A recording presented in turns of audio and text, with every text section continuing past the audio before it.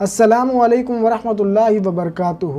دوستو میں شاد محمد آپ سبھی کے خدمت میں حاضر ہوں حمزہ دا لوئن چینل کی جانب سے۔ دوستو عراق میں ہوا اللہ کی قدرت کا ایک عجیب و غریب کرشمہ، ایک بادشاہ اور ایک اللہ والے کا یہ بڑا ہی عجیب و غریب واقعہ ہے، جسے سننے کے بعد یقیناً کہیں نہ کہیں اس سے آپ کو عبرت حاصل کرنی چاہیے۔ دوستو بتایا جا رہا ہے کہ یہ واقعہ عراق کا ہے۔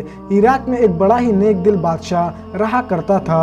وہ اپنی سلطنت کے لوگوں کا بہت زیادہ خیال رکھا کرتا تھا، لیکن ایک دن کی بات ہے، وہ رات میں سو رہا تھا، اچانک ہی اس کی آنکھیں کھل گئی اور وہ یہ بات کہنے لگا کہ آج سے پہلے مجھے اتنی زیادہ بے چینی کبھی محسوس نہیں ہوئی۔ میں نے ایک عجیب و غریب خواب دیکھا ہے۔ مجھے ایسا لگتا ہے کہ شاید میری سلطنت کے اندر کوئی شخص پریشان ہے۔ دوستو وہ جو بادشاہ ہوتا ہے وہ آنن فانن میں اپنے سپاہیوں کو لیتا ہے اور بھیس بدل کر یہاں سے وہاں دورہ مارنے لگتا ہے اپنے سلطنت کا، لیکن اسے پوری رات میں کوئی بھی شخص نظر نہیں آتا جو کہ اس وقت پریشانی میں ہو۔ دوستو ہار پچھتا کر وہ بادشاہ اپنے محل کے طرف لوٹ جاتا ہے، لیکن پھر بھی اس کے دل کو قرار نہیں آتا اور دل بار بار یہ کہتا ہے کہ شاید کوئی پریشانی میں ہے۔ ایسے وقت میں دوستو پھر سے وہ بادشاہ اپنے بھیس کو بدلتا ہے اور دوبارہ سے اپنے سلطنت کے بارے میں جاننے کے لیے یہاں سے وہاں گھومنے لگتا ہے، لیکن دوستو تبھی اچانک ایک پیڑ کے نیچے اسے ایک جسم نظر آتا ہے جو کہ ایک شخص کا جسم تھا جو کہ اب اس دنیا کو چھوڑ کر جا چکا تھا۔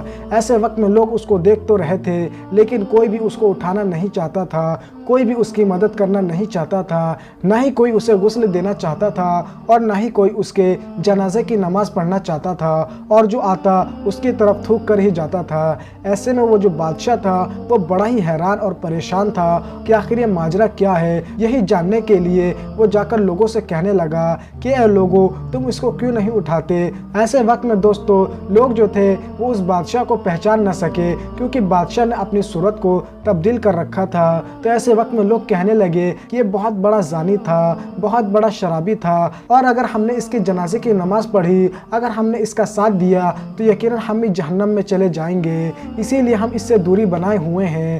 دوستو یہ بات سننے کے بعد وہ جو بادشاہ تھا وہ یہ بات کہنے لگا کہ کیا یہ رسول پاک صلی اللہ علیہ وسلم کا امتی نہیں تھا؟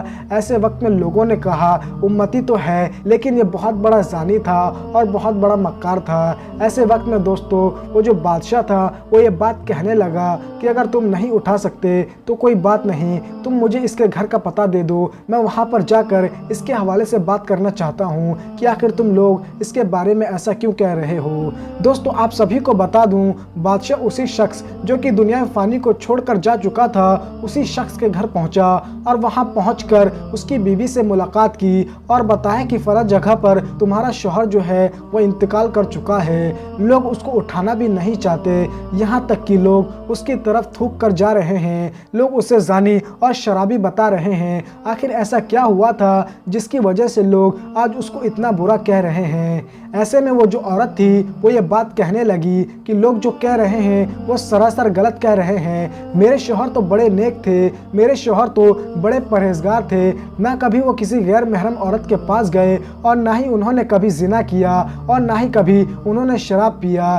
اس عورت کی یہ بات سننے کے بعد بادشاہ جو تھا وہ بڑا ہی پریشان ہو گیا کہ بھلا اگر ایسی باتیں ہیں تو پھر لوگ اس کے بارے میں ایسی باتیں کیوں کہہ رہے ہیں۔ ایسے میں دوستو آپ سبھی کو بتا دوں بادشاہ کی یہ بات سننے کے بعد وہ جو عورت تھی وہ یہ بات کہنے لگی کہ دراصل میرے شوہر سچ میں بہت نیک انسان تھے، کبھی انہوں نے زنا نہیں کیا اور نہ ہی کبھی انہوں نے شراب پیا اور نہ ہی انہوں نے کبھی کوئی غلط کام کیا تھا۔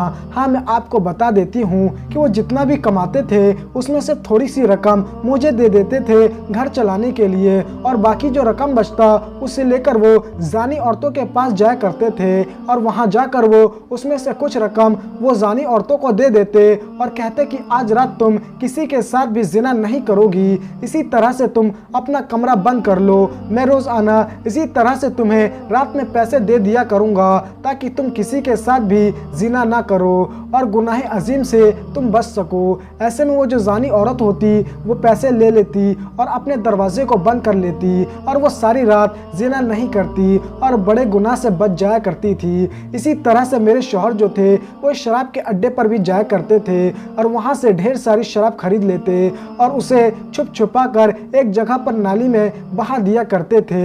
लोगों ने अक्सर उनको जानी औरतों के पास जाते हुए देखा, शराब के अड्डों पर जाते हुए देखा, इसीलिए लोग उनको बुरा भला कह रहे हैं। इसीलिए मैं उनको कहा करती थी कि दुनिया वाले आपको नहीं देखते कि आप क्या करते हैं। ऐसे में लोग आपके जनाजे की नमाज तक नहीं पढ़ेंगे, आपको गुस्ल तक नहीं देंगे। लेकिन मेरे शौहर मुझसे हमेशा ये बात कहा करते थे कि जिस वक्त मेरी मौत वाक़ई होगी उस वक्त शहर का जो बादशाह होगा वो मेरे जनाजे में शामिल होगा और बड़े बड़े आलिम जो होंगे वो मेरे जनाजे की नमाज पढ़ेंगे।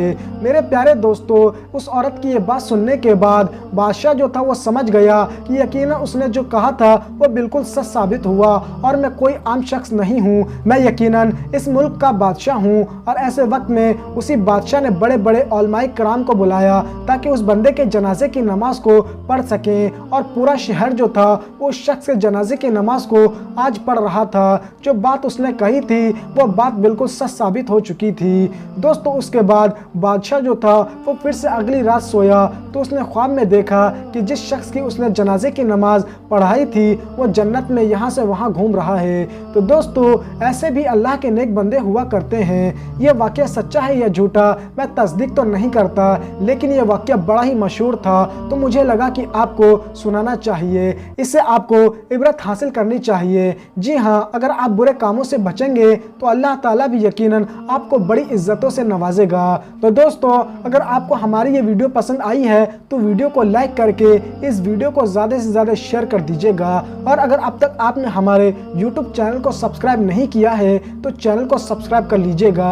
मैं फिर मुलाकात करूँगा आप लोगों से एक नई वीडियो में। जब तक के लिए मैं इजाज़त चाहता हूँ आप सभी से। अल्लाह हाफ़िज़।